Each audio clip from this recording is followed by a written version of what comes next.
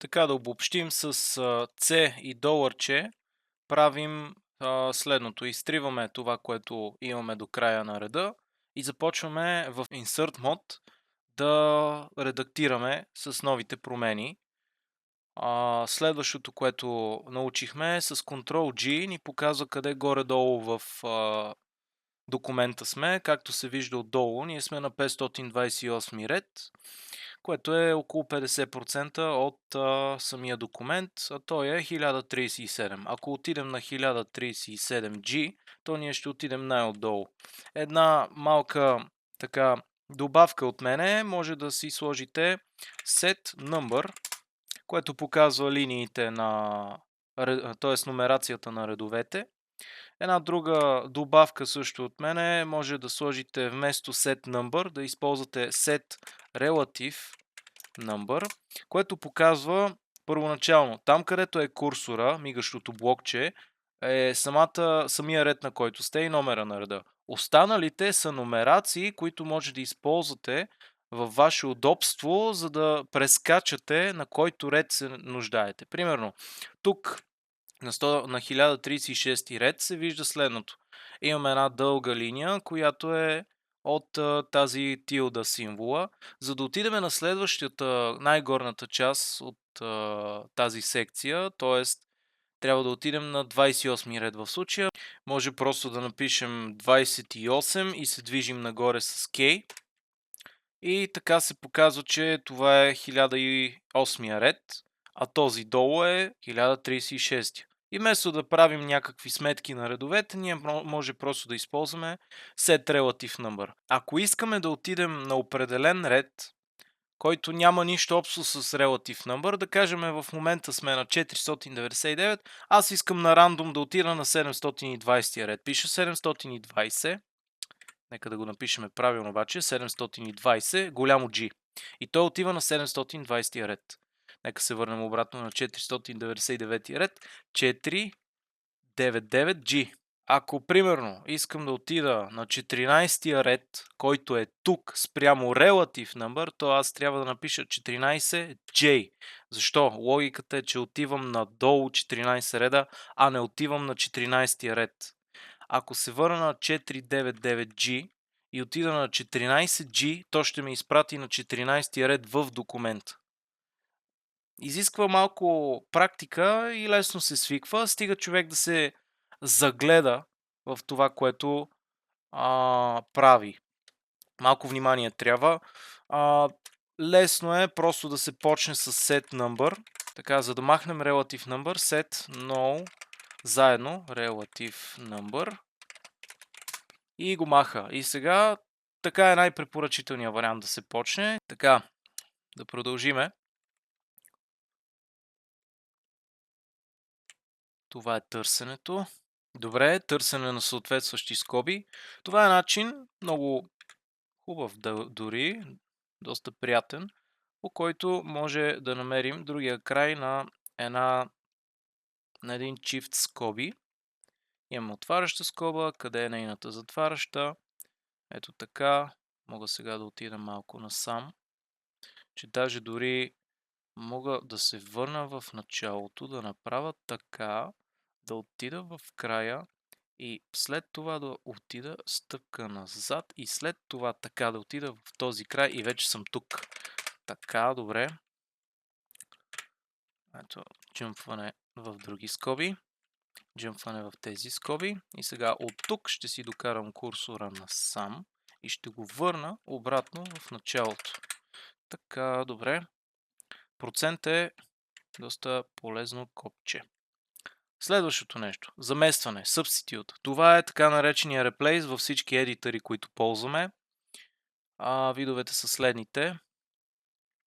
Имаме две точки S, като може да въведем това, което искаме. В случая искаме TO, това, което искаме да заменим.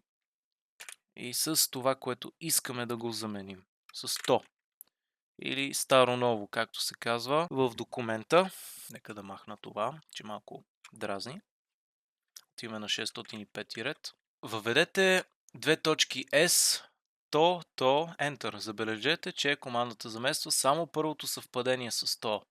В случай би трябвало по логиката тук да заместиме това. Нека да пробваме, въпреки че курсор е тук. S наклонена то.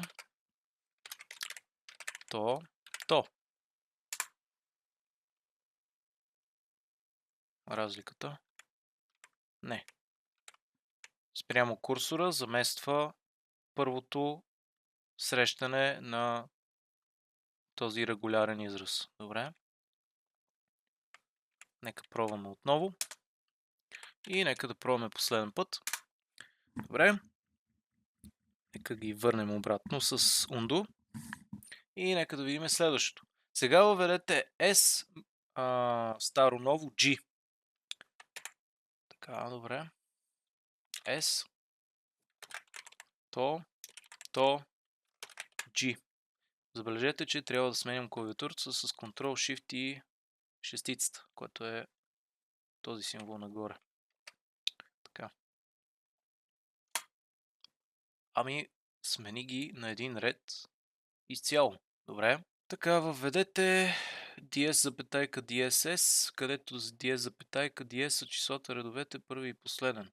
Да, значи, ако примерно влезем в Visual Mode, изберем целия ред, т.е. от тук отивам до края на реда и от тук вече натисна две точки, както се вижда долу в левия ъгъл се показват апостроф, скоба, запетайка, апостроф, скоба, което е селекцията, която е направена. И от тук вече може да направим следното. Продължаваме с S, наклонена, сменим езика, то и G. Така, смениха се. Добре. За да промените всяко съвпадение в целия файл се използва процент. За да бъдете питани при всяко съвпадение дали да се замести или не. GC. Добре, ще го изпробваме. Езика GC. Той ми казва replace with to. Yes, no, all, Q, така нататък. Предполагам, дефолтното е yes. Не. Добре, значи yes. Yes. Сега тук ще го дам no, yes. И какво е не знам. Дай с този път. Той ги смени всичките. Окей, добре. Продължаваме напред. Обобщението. Това е доста важна част. Това е обобщението до тук. Нека да продължим с как да изпълним външна команда. Нещо полезно и това е, че в Vim с този Command Mode, който е четвъртия мод, може да изпълняваме външни команди без да изключваме Vim, без да запазваме файла и прочие. Просто като използваме удивителната. Да кажем тогава някаква друга команда cd. Изкарва ни тази команда cd и показва къде сме в момента. Окей. Дай да пробваме с еко здравей. И тук има една конкатенация между последната команда и тази, която е. Не мога да кажа защо, но може да проучим за в бъдеще. Така.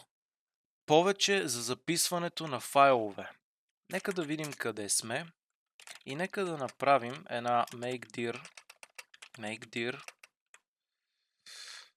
vim test1 фолдър, папка, тя е изпълнена и сега ако напиша dir с find string, където имаме vim съдържание, би трябвало да ни се изпълни dir команда, която да ни покаже къде е папката. И в случая има я, намира я, значи трябва да влезем в нея. Тя се казва vim test. Окей, даваме escape и казваме cd vim test с tab autocomplete и влизаме вътре в нея. Нека да продължим напред и да видим какво може да се случи от тук насетне. Така. Ето едно нещо друго удобно. Ако отиваме в края на реда с доларче, в началото му, т.е. най-главното начало с 0, то ако сме някъде в края на реда, искам да отида на началото, където има символ, а не празно място, то е с Shift и шестица, което е този символ тук. Изберете име на файла, което не съществува. Например, тест. Добре, просто ще запишем файла под тест, vim test и след това ще е тест. И сега, ако напишем dir vim test, би трябвало да ни се изпише ето го файла тест. И това е точно копия на vimtutor. Но ще го изтрия. Del vim test тест. Така, изтрите. Сега мога да видя, че няма нищо. Продължаваме напред. И избор на текст за запис. Придвижете показалеца до този ред. Добре. Натиснете V и придвижете показалеца 5 реда надолу. Забележете, че текстът се осветява. Да, така е. Ето тук ще го придвижа. Сега натиснете две точки. В дъното на екрана ще се появи това. Добре, окей, появява се. Напишете тест. Но аз ще го напиша vim test тест 2. Така. И ще се запише. Реално тук показва, че селекцията, която сме направили в момента от байтове, т.е. този текст, тя динамично ще се запише като файл от това нещо тук. Колко удобно. Нека да го видим. Нека да го инспектираме също с dir vim test. Така. Първо ще видим дали файла се е създал. Добре, има го. Нещо друго специално за Windows е командата type. Тя е за Windows. Всичко, което е след удивителната е вече команди за Windows, така че type е нещо като cat в Linux и може да видим vim test, test 2 и трябва да се покаже от 1 до 5 редовете. Ами да, показват се, но енкодинга е лош, така че нека да приемем, че са наред. Извличане и сливане на файлове. Поставете показалеца над този ред, над него, добре. И идеята е тук да направим R и от тук имаме какво? R и имаме vim test, test 2 и това какво ще направи? Ще вземе съдържанието от байтове вътре в файла и ще го постави динамично тук в този файл. И така и се и случва. Интересното е, че просто енкодинга тук специално за Vim е малко по-различен.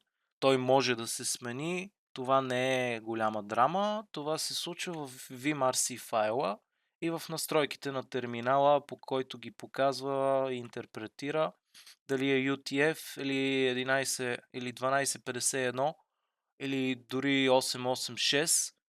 Няма значение. Това се поправя. Интересното е тук да се види самото нещо на това, което направихме с V и след това записването му в файл. Това, което взима от някакъв файл и го поставя тук в този едитор. Без да левкаме от него, без каквото и да е. Сега обобщението тук е как да използваме Vim за файлове с команди извън него. Добре, това е обобщението. Команда за отваряне Open. Натиснете O, за да отворите ред под показалеца.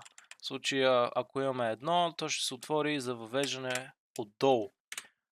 Ако имаме обаче голямо O, то ако сме на единицата, то с Shift и O ще отиваме над нея. А с малкото O, както беше до сега, отиваме под нея. Команда за добавяне Append. Това е същото като I insert, но просто го прави на следващия символ. Ето, имаме едно малко упражнение. Този ред, така, този ред, тук използваме, вместо да използваме W, по-умно да използваме E, защото отиваме накрая, така,